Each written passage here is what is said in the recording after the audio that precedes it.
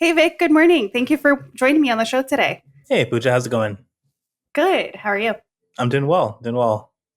I thank you again for spending your time here with me today. I provided a brief bio of your extensive background and experiences in working with tech, assistive tech specifically, and I know you wear a lot of hats within leadership roles and your private practice and teaching, and you're kind of doing it all, and I love it.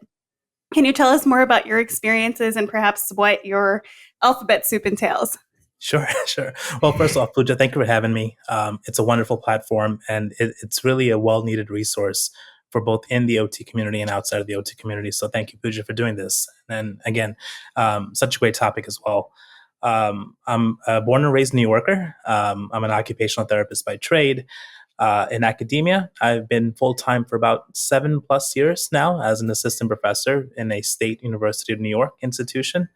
Clinically, I started off in adult neuro. That's where my passion was within the VA hospitals.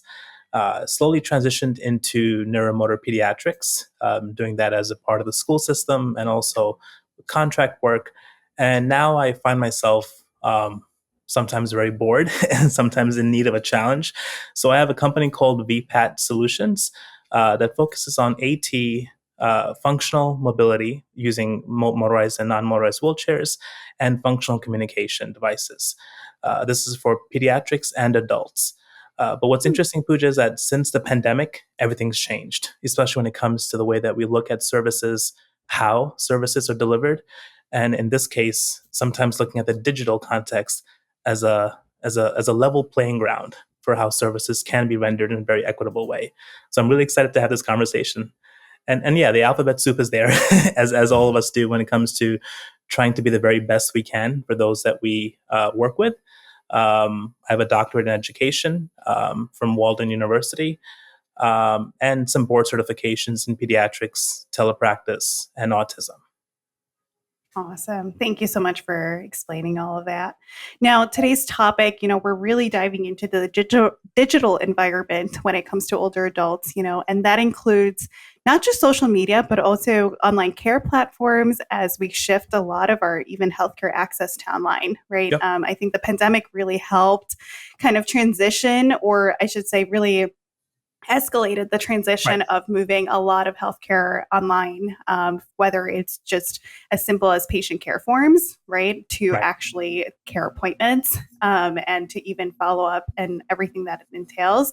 And then within the therapy realm, we've got, we even do like exercise programs virtually, we do assessments virtually or virtually. And I think it's really important that we talk about both aspects of this, And so I think let's start with, can you explain the concept of social media competency, first of all, for older adults and why it's so important in today's digital age?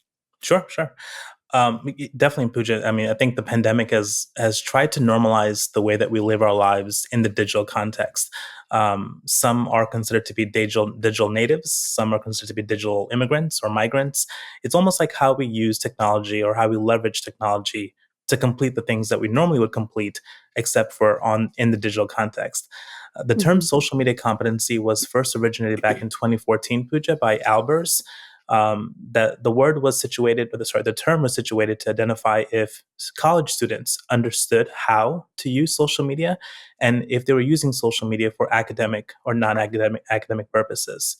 The term now is more evolutionalized to understand if social media competency is dictated around understanding the purpose of using certain platforms like Facebook, YouTube, Instagram, and so forth, and also understand the technical usability of understanding how to use social media.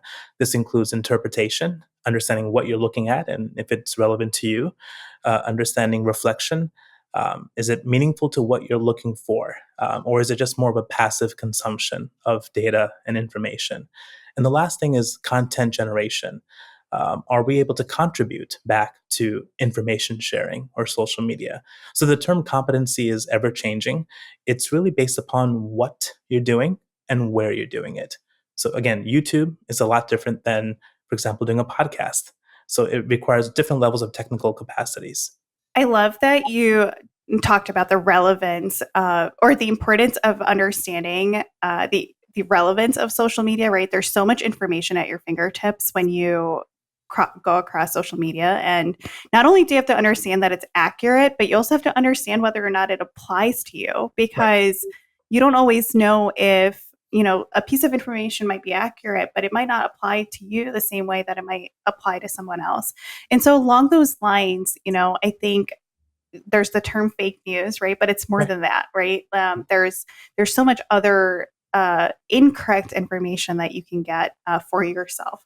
So along those similar lines, what are some common misconceptions about older adults and their ability to use social media or online care platforms? Sure. And I think, Pooja, to your point before, it can also be harmful in many cases, where it's just it's damaging both from a mental, emotional, and physical level if you don't quite know if the information is applicable to your particular needs situation. So that's a huge thing.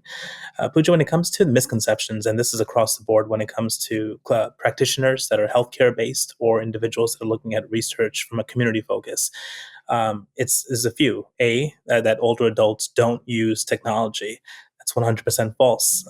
There's research upon research that says, especially by AARP, that's saying that technology use, especially through smartphone usage or tablet usage, is increasingly huge when it comes to older adults looking at daily activities from a point of convenience or a point of access. The second aspect is that older adults are not fond or intrigued or have curiosity about social media platforms or social networking. That's also false when it comes to understanding the idea of connectedness. Connectedness beyond time zones, connectedness beyond geography. In many cases, again, it's a facilitator of improving mental health and wellness. And the third biggest conception is technical usability, that older adults, most of them considering to be digital immigrants, being forced to adopt technologies, are not really in tune to understanding how to use certain types of technologies. I'm not sure about you, Pooja, but for me, half my day is if I'm at Home Depot, I'm YouTubing what I'm doing, what project I'm trying to figure out. I need to see a video, I need to pause it, I need to zoom in, and so forth. And again, research states, especially with motor learning or learning in general, having access to technology, and especially through smartphone usage, is huge. And for older adults, that's supported because new learning occurs at their own pace. So from research to clinical information, there's multiple myths that, again, as if older adults are not a primary consumer of social media and digital technology, and that's 100% false. Yeah, I love that you said that. I agree. I mean, the amount of information I've learned and the amount of times I rely on social media to teach me something, right? It's at your fingertips. It's just so easy. But also, like you mentioned, I grew up with it, right? And it's not at the same level that, let's say Gen Z grew up with it, right? But I was old enough to learn it when social media developed, right? And so I think I rely on it more than older generations probably would, but that doesn't negate the fact that it is a very good source of information if used correctly. And then also to your point, it's a form of connection. I mean, I follow so many of these older adult pages on Instagram specifically, and you see some people, some of them are having the time of their lives, right? And they're sharing it with the community, and they're really trying to just negate some of these misconceptions of older adults, right? Correct. And then you have the pages that are, there's older adults who are on social media just so that they can see what their grandkids are up to. Yeah. Right. And that's it's as simple as that when it comes to social media. It doesn't have to be anything more complicated than understanding Google Meet, Skype, face chat, or anything else. Doesn't have to be any more technical than that creates that meaningfulness that they gain. Exactly. And it's also doesn't have to be a physical screen that has to be placed somewhere in your house, right? I mean, I think there's a place for that. I think it's wonderful that these like virtual photo albums exist too, right? Where we can send photos to someone's screen and it just sits there on their desk. But they might want it on the go, right? Maybe they want to be able to be involved. Like, I know I would love it if, I go on a lot of trips, and if my grandma could just see what I'm doing or where I'm at, right? I just finally got my parents on Instagram. They don't post, they don't scroll through much, but they know what I'm doing, where I Yeah, am, right? And they love that. They love yeah, being able to see, like, experience things that I'm sure, experiencing through the remote world. And sure. so I think a lot of those points you made, it really just comes down to basic connection, right? That's Correct. basic human Correct. connection. That's all And we it's really okay to be a want. spectator, right, Pooja? If you think about it, to your Mm-hmm. point as well, if grandma just wants to know what her granddaughter is doing, it's okay for someone to just spectate and passively consume digital media or social media. Yeah. And in many cases, that also creates confidence because spectating requires attention, it requires Mm-hmm. multitasking, it requires problem solving.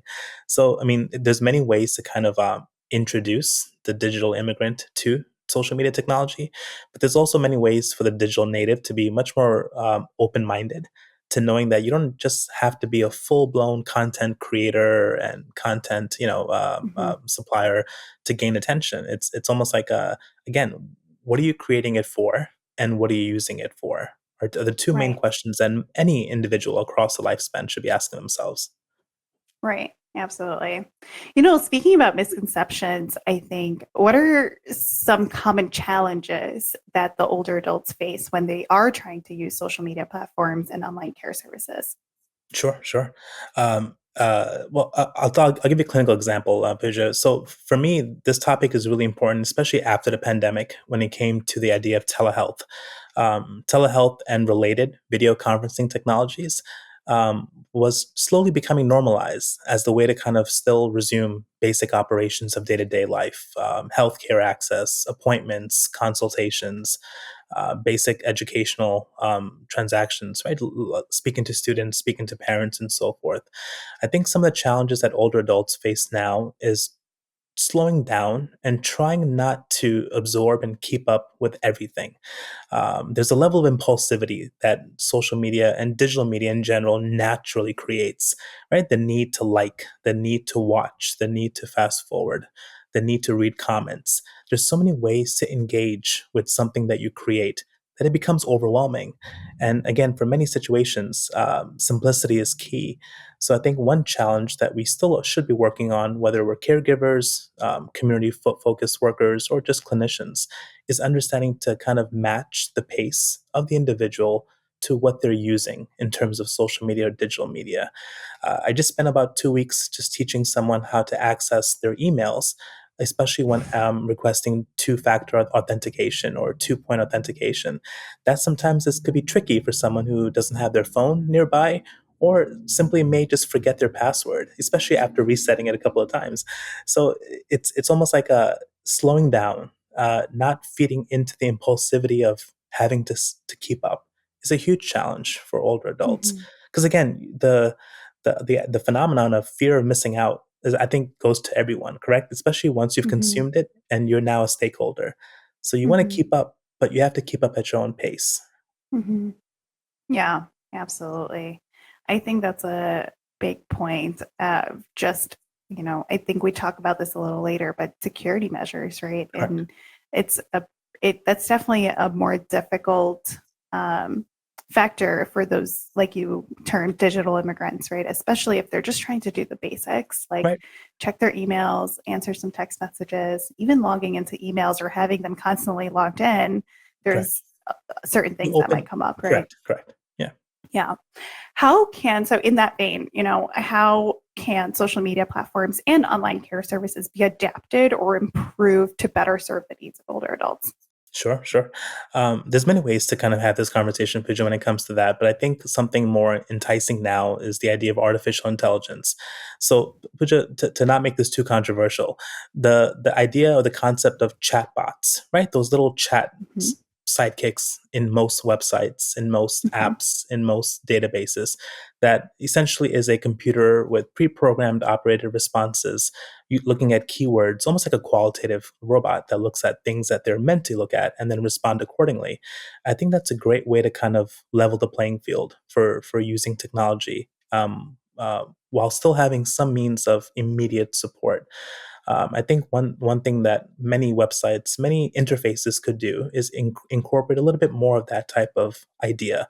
You know, text-based and visual supports are great, but having a question answered fairly intuitively or having a path that you can go to based upon that response is much more indicative of real-time learning.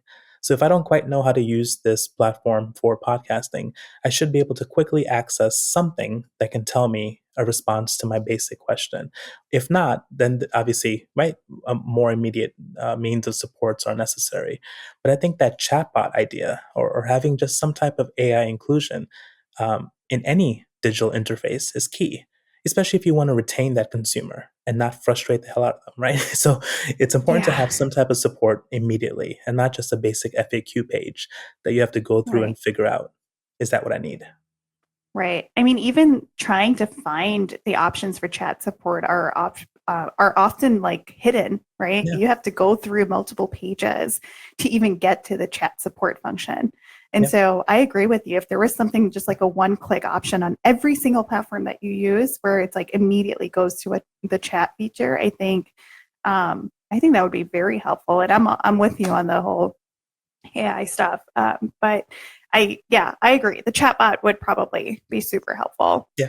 Are there specific strategies or training programs that have been effective in teaching older adults how to use social media safely? Oh yeah, yeah. So as I said before, Pooja, I've been following the AARP nationally for a very long time. I think they're a great resource for understanding how to meet their consumer needs in a variety of ways.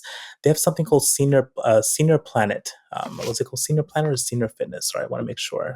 Senior Planet.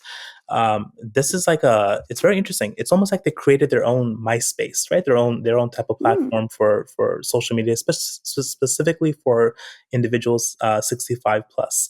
So mm, this is hey, how to create an Instagram profile, how to link an Instagram profile with your Facebook account, because same owners. So things that someone would have to YouTube and hopefully get the correct YouTube presenter, the correct YouTube format video, short and sweet.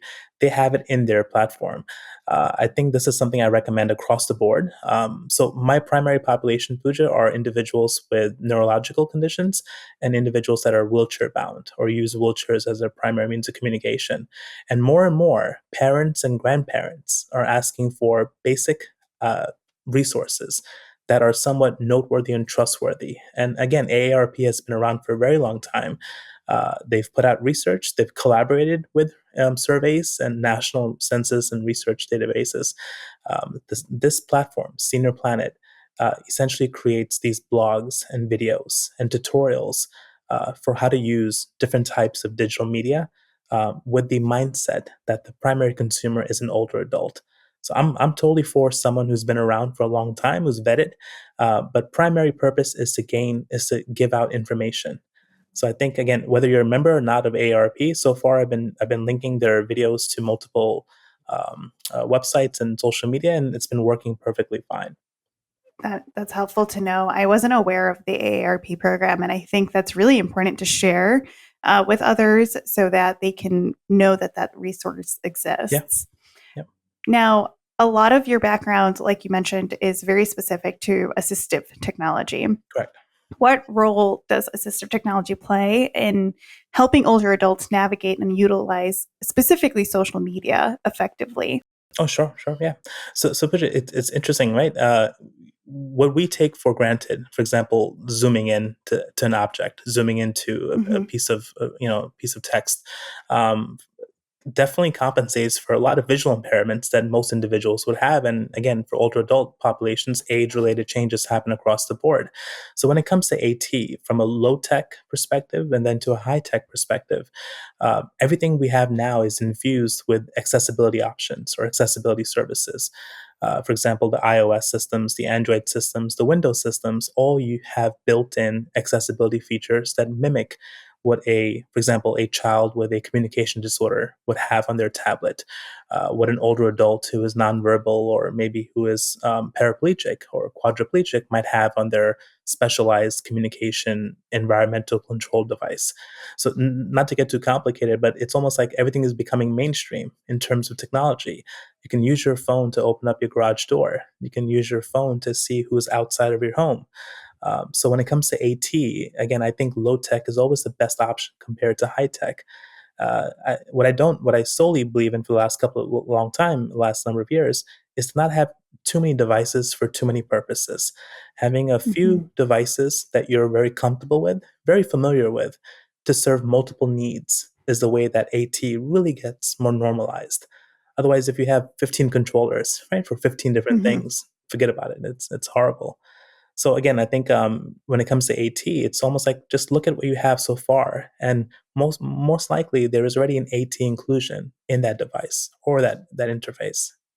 Yeah, absolutely. My husband's like sole purpose or goal is to have everything on his phone. Yeah, Like everything from like how we unlock our car, how we unlock our house, how we turn on our AC or heat, how we turn on our security system. Like yeah, everything's on a phone, right? right. And he's like, one day we won't need anything, even our like driver's licenses, our credit cards are already on our phones, right? But it's Yeah, like you still have to have a wallet because there's all these things that you can't put on your phone yet, right? fair, And fair. so Well, Pooja, you can fly with uh, your phone. You can fly with just your phone now. So you it's getting can, there. So to his point, the only thing we can't lose now is our phones. So if we lose our right? phones, it's yeah, it's a mess.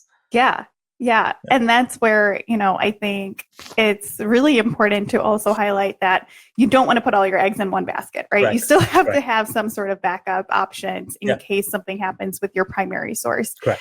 So I think that's important. And I think that's where, family caregivers or support systems can really play a Crucial. role in Yeah, ensuring that there's multiple levels of security when it comes to um, how things are being accessed, right? How are things like what's the accessibility to it look like? So I guess in that regard, like how can family caregivers support older adults in becoming more tech savvy and using online care platforms while also, having that oversight on security? sure, sure. Put you 100% right. It's critical for caregivers to be involved in a lot of aspects of this topic. I'll give you a simple example, Puja, that has resonated with me through again clinical and personal experiences. As a caregiver, as an advocate for someone who is an older adult, for example, my mother, she's 76 years old. Um, when her physician says, "Oh, you can access your medications on your healthcare portal," my question immediately is, "Mom, do you remember how to access your healthcare portal?" uh, Yeah. when the physician or when the nurse says, "Did you reorder your medications?" You can use services that are online based or automated services through your local pharmacy. My question is, Mom, do you remember the phone number? Do you have the phone number saved on your phone? Do you Hmm. have the patience or tolerance to engage with an automated system that sometimes gets a little finicky? So I think one thing that caregivers could do in a very empathetic and humane way is to almost kind of be that unspoken voice, that invisible, devil's advocate for ensuring that Hmm. technology is not a biased expectation, right? Another situation was Uber Eats, understanding how to order groceries or order food through an app that sometimes can get a little confusing. So it's almost like the world is slowly shifting to these very fast, efficient expectations through social and Hmm. digital media. But the way that caregivers can truly be there for older adults is to just pause and take a step and ensure that that expectation is not just mainstreamed across the board, because that itself creates inequities and disparities.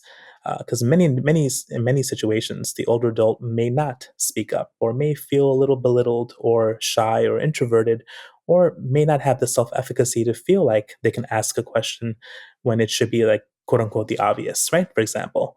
So I think that's what caregivers could do, to empathize that this is not something that should be a baseline, if that makes sense.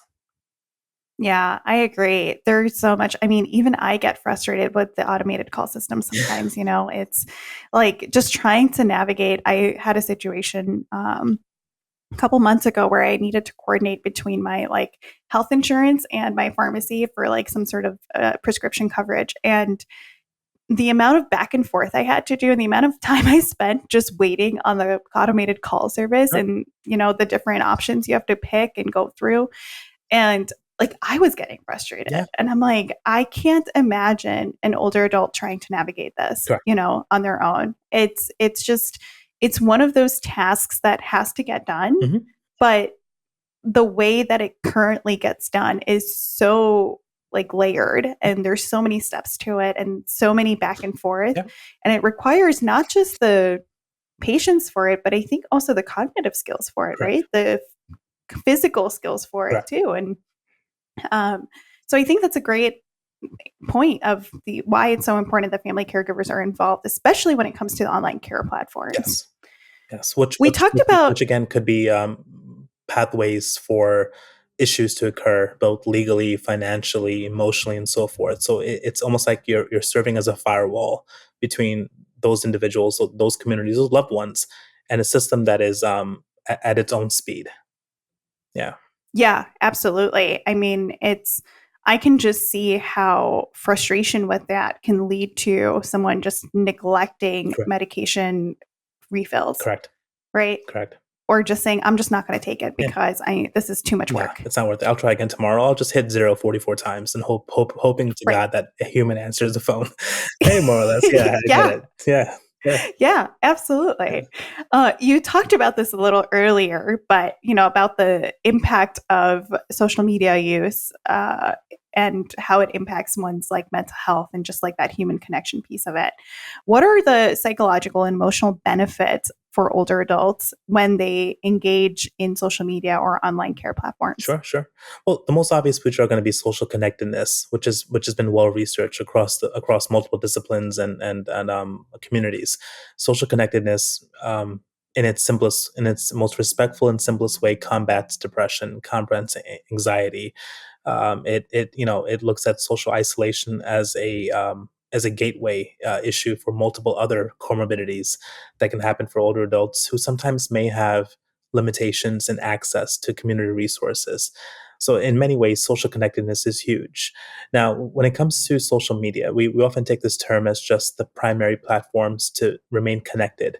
Pinterest, YouTube, software apps or applications technically is still social media, just not in the same platform as for example, the larger Facebook and Instagram and Twitter and so forth.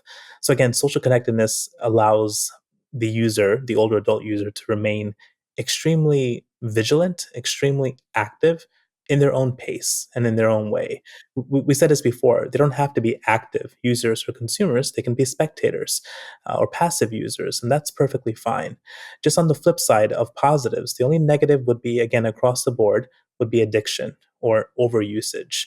In many cases, we said this before, but with age related changes, mental stamina, and obviously physical stamina, but mental stamina can be impaired. It's something to be mindful of. Again, that vigilance has a fuel tank. So, opening doors to sharing HIPAA related sensitive information with individuals, sharing images that may not be 100% confidential or privacy based, is still a problem across the board, whether it's young adults or older adults.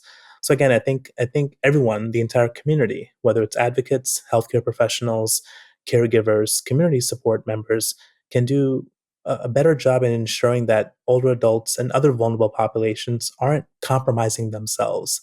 Because it's very easy to kind of get lost in the world of digital media. Yeah, Yeah. absolutely.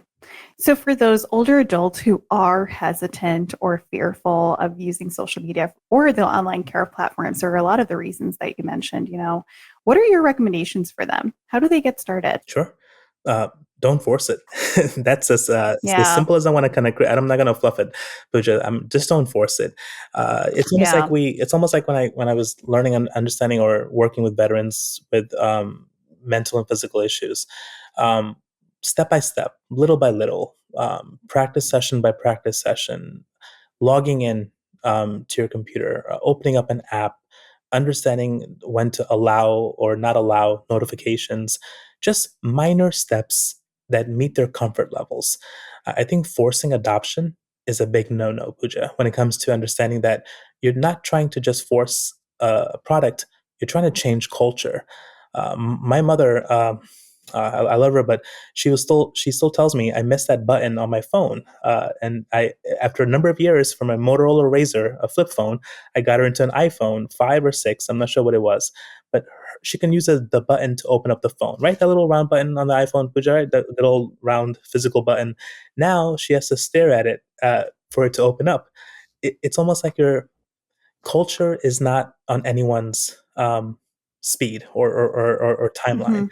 I think every community, every generation has their own culture and their own ways or adoption strategies. Forcing something is not going to work. So my cousin, for example, bought everything from an Apple Watch to noise cancellation headphones to a very complicated laptop that is not being used by his parents whatsoever because it's just not what they need.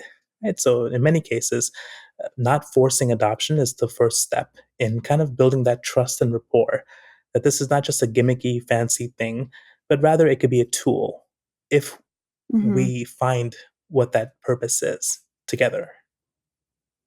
Yeah, I am with your mom on that. So I refuse to upgrade my last phone because of the home I button. know. I was Yeah. like, I am so used to this home button. And like, I'm pretty tech savvy, but I was just like, I'm so used to this. I don't want to have to relearn my day to Yeah. day.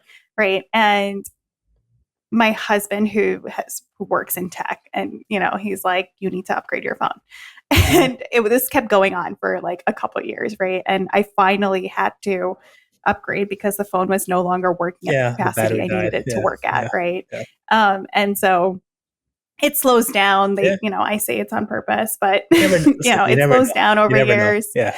Yeah. Yeah. And so like I had to upgrade, and it was one of those things where it's like, had my husband forced me to upgrade a few years earlier, like I probably would have, right? But he kind of accepted the fact that I was I'm a person of habit, Sure. and so just like I was used to it. It worked fine at that time, and I was like, I'm not upgrading. I don't want to learn something new, Yeah. And so even that, like as young or as like tech savvy as I was, I didn't want to learn something Fair. new, right? Fair. And so Yeah. you can only think, or imagine for someone who's maybe used these phones for 30, 40 years and not wanting to adopt a completely new phone Sure. platform, right? Or especially when you talk about moving from like a Motorola I phone know. to I know. Yeah. an iPhone, And right? and It's a again, big move. it becomes habitual. It becomes a part of your everyday life. That flip Hmm. of the phone, the 333-444 text, simply getting through one simple text message will take hours. T9. Yeah. So Yep. my point is, if we don't want our own culture to shift too rapidly, why should we expect individuals who have been living their day to day activities or day to day lives meaningfully to then have to be forced to adopt fairly quickly? It's almost like asking someone, you can fill out an online application, or there's an option for a printout application. Which one do you prefer? Just having a choice is godsend, Pooja. Like Yeah. it's almost like it's humane, it's empathetic, it's respectful, it's dignifying to not just have 100%. only one option. Yeah, no, absolutely. I mean, even I always say I was born in the wrong era, but like I will still pick a printed handwritten option Oh yeah, hands down, versus like having to fill something on online, hands down. Even books, like I prefer to read physical books versus an online book or an Yep, ebook. yep, yep. And it that comes down to a lot of other things, right? Like the feel of the book, the writing with the pencil. Like I'm very much of a kinesthetic learner, and so I have to write things down for me to actually retain and learn it. Fair. Whereas some people are visual and they can just read it and retain it, Yeah, right? yeah, And yeah, so and it even goes to a knowing, sense of control as well, Pooja, right? In many cases, that Mhm, that input, knowing that there's a physical component to the way that you're interacting with technology or a product, and to many cases for an older adult, that also could be underlying compensation, right? Just knowing that you're compensating for certain lost functions or diminished functions, I think it's crucial because again, it's just not everyone has that mental stamina to constantly be flexible and versatile for every single thing. It gets mhm. it's energy consuming. Yeah, absolutely. Absolutely. So, with that, how can we as healthcare providers or community organizations better support these older adults in adopting and using Sure. technology at their pace, right? For social connection and healthcare management. Yeah, sure, Pooja. And that's a pivotal question across all healthcare disciplines, advocates, caregivers, and so forth. I think one topic specifically, and there's many, but I think digital literacy is something that should be assessed in any given situation when interacting with a community-focused service or a healthcare-specific service. We talked about the healthcare portals before. We talked about, again, certain activities of daily living that are now digitized, like medication management, financial management, shopping, for example. But digital literacy is assuming that the person is literate or has those prerequisite skills to interact with technology. So simply, Pooja, I teach my students who are working in peds or adults to have conversations with parents or caregivers on comfort levels with using digital technology. The very first basic question is there access to digital technology? If there's access to technology, that does not mean that competency exists. That just means you just have access to technology. And having access may not be consistent. So the second logical question would be, uh, do you have Wi-Fi? How do you get online? Is it paid, or do you rely on free services or free access points? When we talk about disparities and inequities, you're almost like trying to shut down your biases by assuming that everyone has Wi-Fi access or everyone has home internet. Again, we saw from the pandemic, things got very apparent very quickly when it came to the divides, right? Whether digital divides or equity divides across the board and within communities. So for healthcare practitioners and caregivers, I think assessing, asking, and evaluating those digital literacy skills are crucial to not just assuming that you're leaving them with those expectations. So I think that's critical. It's just a bunch of simple questions that maybe no one cared to ask, but I think we should because they take a few minutes, especially before discharge or before ending a session. Again, with also that empathetic tone that is not labeling or stigmatizing or so forth. Because again, something as simple as Wi-Fi, it's not everywhere, or meaning in terms of access. Right. And it's asking the how questions, right? I learned fairly quickly in the hospital setting to ask, how do you follow up with your providers? How do you create your appointments, right? Make your appointments? How do you manage your medications? And not assuming that they're scheduling their appointments online or that they're scheduling their refills online or having delivery or any of that, right? So then they have the option to tell us what they want to tell us, and also the option to inform us if there is any sort of discrepancy or difficulty with that task, right? And so I think, that's a very fair point of understanding what their access looks like in the first place. So looking forward, in this digital world that keeps transforming and elevating, what trends do you see in the integration of technology and aging care in general that will impact older adults and their use of social media and online care platforms? Sure.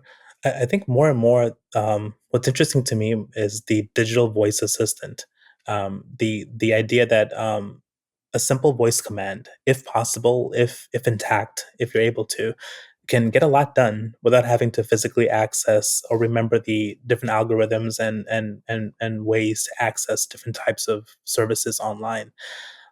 Pooja, the digital voice assistant, whether it's Siri or Alexa or whatnot, is becoming very integrated everywhere. It's kind of almost like it allows the older adult to, if possible, if not needing prompts, to control their lives without having to interact physically with the device. I think that trend is huge across multiple consumer populations and also different product lines. But I think it's also a great way to also promote independence, promote, if possible, in my control type of culture, right? Versus having to interact or acquire a device for a specific purpose. I'll give you a quick example. For example, for some weird reason, appliances are becoming extremely digitized, whether it's fridges or stoves or microwaves or coffee makers and so forth. But the integration of voice assistants, I think, is huge. It's almost like having this, 50 years from now, this AI that's living with you as a companion across multiple different products. I think for the older adult, it's helpful if they're able to use it. And at the same time, it also kind of creates a companionship that is almost like a support system. We talked about that chatbot before, right, on websites. It's the same concept here. But I think this trend is becoming gigantic. especially also in areas like driving. I recently just watched a couple of videos on YouTube. So almost like vehicles are becoming more Tesla-like across the board, just Mhm. through using your voice, right, and using voice commands. So to me, I'm looking at that very closely. I think that's going to be a great way to kind of evolutionize the way that we interact with ADLs and instrumental activities in the community as well. Yeah, absolutely. I think you made a lot of good points there about just the future of technology and how it's going to be so Yeah, integrated into our day-to-day activities, right? From the simple task of, your alarm goes off, but it might not just be your alarm going off, it's also telling you the day and telling you what you're signed up for, right? And that happens already, right? Our phones already do that for us if we train them right, to, or Alexa or Siri will do that for you if you train it right, to, right. right? Like, hey, today is this date and you're scheduled for these appointments and it's this time, right? And it'll say that all for you. But then you get into the bathroom and you just have to, say, hey, turn on the lights, turn on the shower, make it hot, Yeah, right?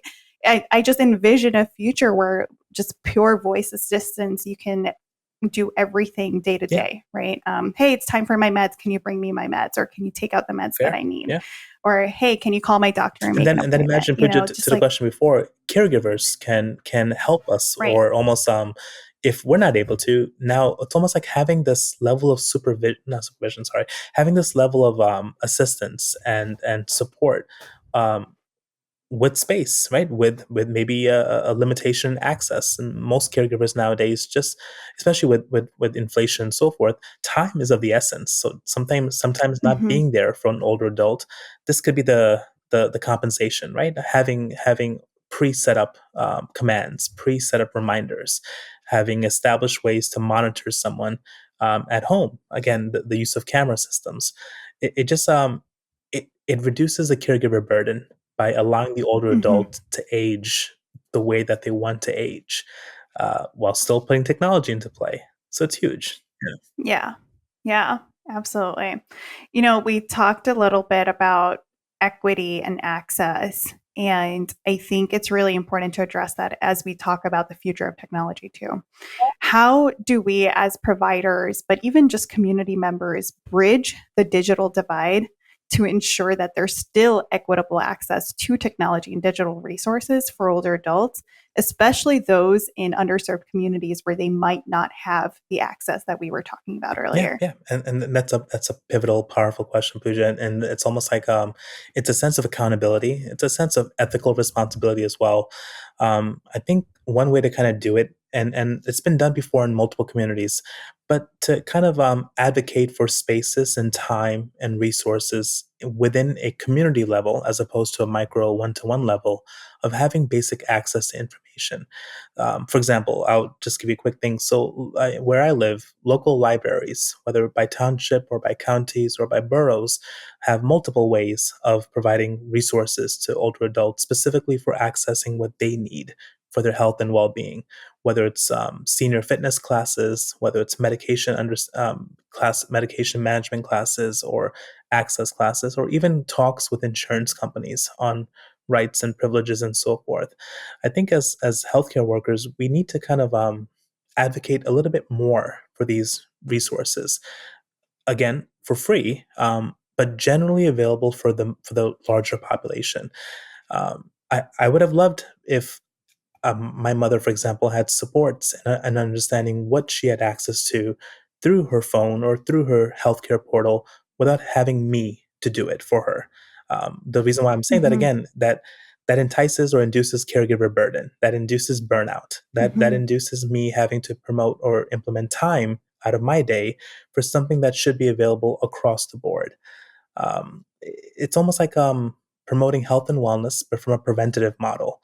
So integrating Mm-hmm. technology across the board, but having it at the community level is essential. To be honest, Pooja, most individuals don't want to interact with their healthcare providers all the time.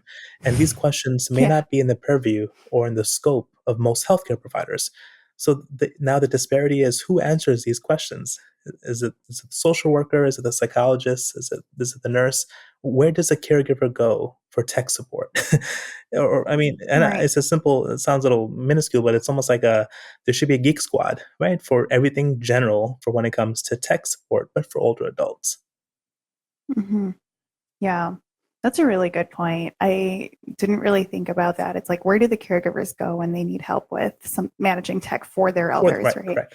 Um, yeah, that's an interesting thought. Also, a great community level grassroots Right, effort, I think, to be able to provide that, right, right? right. Which, and also in many cases, companies could benefit from. It's almost it's a mutually Hmm. beneficial type of interaction. It's like, how else do you push products that are not mainstream for everyone, but are specific for needs? I mean, right? It's like Yeah. Google creating ways to help individuals or caregivers of older adults access support groups without, you know, Hmm. too much seeking out, if that makes sense. It should be fairly Hmm. simple. Yeah. I know we talked about family caregivers, providing some of that assistance or oversight for safety and stuff, but what are some ethical considerations, when we're trying to introduce older adults to social media and online care platforms, particularly when it comes to autonomy and informed consent? Sure, sure. I think a few basic strategies would be creating these intentional firewalls between what type of information, what type of confidentiality that the older adult wants, and ways to maintain that type of autonomy or privacy. These firewalls could not just be, they're not simply just passwords or ways to authenticate identity, but there's also ways to monitor online activity and also look at threats. I think having active Hmm. conversations about what threats look like is crucial for online engagement of any sort for any population, but specifically for older adults. Way back, well, even now, Pooja, right? That whole phone scam thing that happens from individuals across multiple countries. Yeah, sure. Here's my social security number. Here's my routing number. Here's my checking account number. Uh, this has been proven. It's kind of scary or horrific, but it's much more seamless and much more believable online, especially for Hmm. older adults who can be taken advantage of. So the point is these firewalls limiting online activity, vetting platforms that are novel to the older user that might require someone else to just quickly vet and take a look at. Also, having security software on these devices or ways to kind of limit access to financial information or personal information, I think is Hmm. critical, and not to belittle or to undermine the situation, but the same way we have parental controls for children who should not have access to certain types of platforms and information, there should be something for caregivers with the same level of respect and autonomy that should be afforded to older adults. But in the same line, it kind of creates a sense of community if you're having ways to protect yourself through, but still having autonomy at the same time, if that makes sense. It's just, for Yeah, example, I absolutely. don't know if a website or an app has been vetted. I don't look at just reviews and how many stars. Who are the ones that are using this app? I mean, has it gone through uh, systems of protocols or systems of vetting from more established entities? For example, not to promote them too much, but AARP, for example, if there was some type of entity that could vet a number of apps and platforms for older adults, that'd be great. Because then that takes the accountability Hmm. off of the user. Yeah, yeah. You've given me a lot to think about. I think there are so many It's a hard, yeah, it's an there's so interesting many topic. Yeah, pieces of this that yeah, that you want to be mindful of. And I like how you said, like yes, not to belittle or undermine them, but we have access to parental controls for children correct. and I think something similar to that is purely based for security, safety, protective measures, but not taking away their Correct. autonomy, would be very Yeah, appropriate, in certain yeah. sense. This has been, very eye opening, and it's given me a lot, a lot to think about. I think, and I think as OT providers, I think we're in a really good situation here to really think about this holistically, right? Not just from the person individual standpoint, but from the family Correct. caregiver standpoint, from the community Correct. standpoint, from the healthcare provider standpoint. There's so many angles to how we can help older adults better access their digital environment. And I think that I hope that this opens up a bigger dialogue amongst community members and family caregivers and healthcare providers to look at this and look into this and come together to collectively help And the just have population. have conversations. Mhm. We talk about the occupational profile. We talk about, again, activities of daily living, but we don't think about, well, everything is becoming digitized more and more and more. So Mhm. it's even the way that we ask questions, the way that we screen or provide consultation services should be open minded enough to not just assume that everything is digitized for someone. Again, because it's a culture. Culture adoption can't be Yeah. forced. Right. Right. Absolutely. Vic, this has been so great. If you had to give one takeaway that you'd like the audience to consider related to digital environment or digital literacy in this world of aging and technological advancement, what would it Sure, be? sure. Keep up. Don't just. I think something that's is pivotal is to separate our personal expectations and perceptions with our professional expectations and perceptions. Hmm. It leaves space for bias. Just because I know how to use an iPhone does not mean that the professional Vic should understand the applicability of the iPhone for what it's needed for in terms of accessibility, communication, and so forth. My point is that sometimes our boundaries of our personal and professional expectations gets blurred. So when it comes to technology and when it Hmm. comes to older adults, just keep up, but keep up for what the intended purpose is. Ask the right questions. Uh, accept it, but don't force the acceptance, if that makes sense. Accept it for what you need it for, but don't force adoption. Because again, I think that creates a culture of mistrust in many cases. But yeah, Pooja, sorry, this topic is expansive. I want to thank you for having me on this podcast. It's a great platform, especially for everyone, not just OTs, but especially for caregivers, anyone that's interested in this topic and what they could add to the conversation.